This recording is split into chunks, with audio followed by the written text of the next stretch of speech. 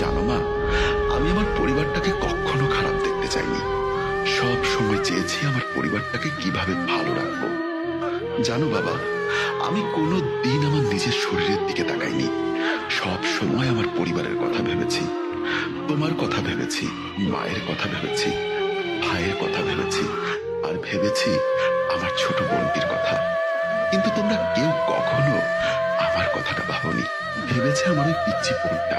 আচ্ছা মা, শুনেছি সন্তান কষ্টে থাকলে নাকি মায়েরা বুঝতে পারে। কই, তুমি তো কখনো বুঝতে পারোনি আমার কখন মন খারাপ থাকে। কিন্তু আমার ওই পিচ্চি বোনটা ঠিকই বুঝতে পেরেছে। মা, আমি কি আসলে তোমার নিজের সন্তান নাকি কুড়িয়ে পাওয়া সন্তান? জানো মা, আমি যখন প্রবাসী ছিলাম তখন যত টাকা ইনকাম করেছি সব তোমাদেরকে পাঠিয়েছি।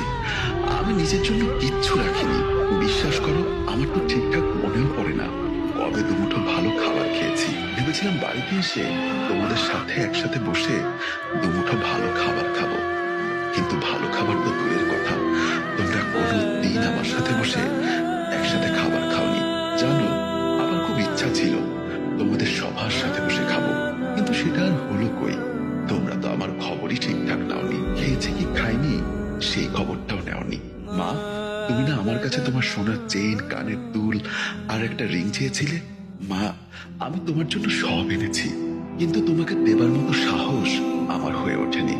কারণ তোমরা তো আমাকে কথা বলারই সুযোগ দাওনি। আমার লাগেজে তোমার সব জিনিসপত্র আছে, তুমি নিয়ে নিও। বাবা, তুমি তো আমার নিজের বাবা, তাই না?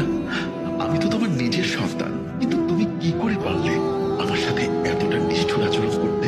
জানো বাবা, আমি তোমাকেও খুব ভালোবাসি, কিন্তু তোমার থেকে কোনো দিন একটু ভালোবাসা পাইনি।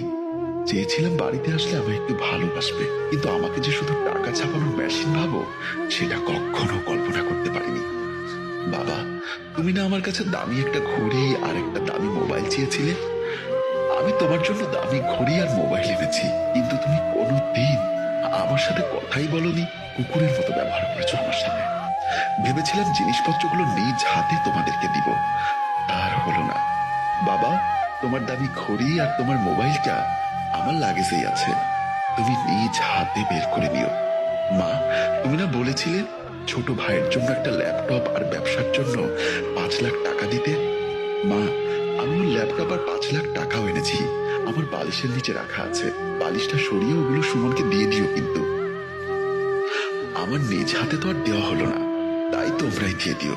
বাবা, তুমি না বলেছিলে আমার ছোট বোনের বিয়ের জন্য ওর সোনার চুড়ি, কানের দুল, হাতের বালা, গলার চেন লাগবে আর 3 লাখ টাকা লাগবে।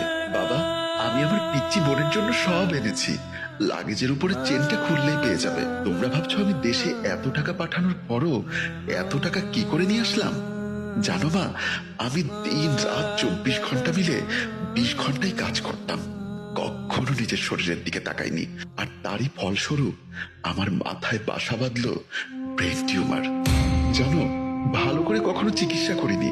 ভেবেছিলাম এমনি হয়তো ঠিক হয়ে যাবে, কিন্তু একটা সময় পর ব্যথা সইতে না পেরে ডাক্তার দেখাই, আর তখন ডাক্তার বলে আমার ব্রেন টিউমার।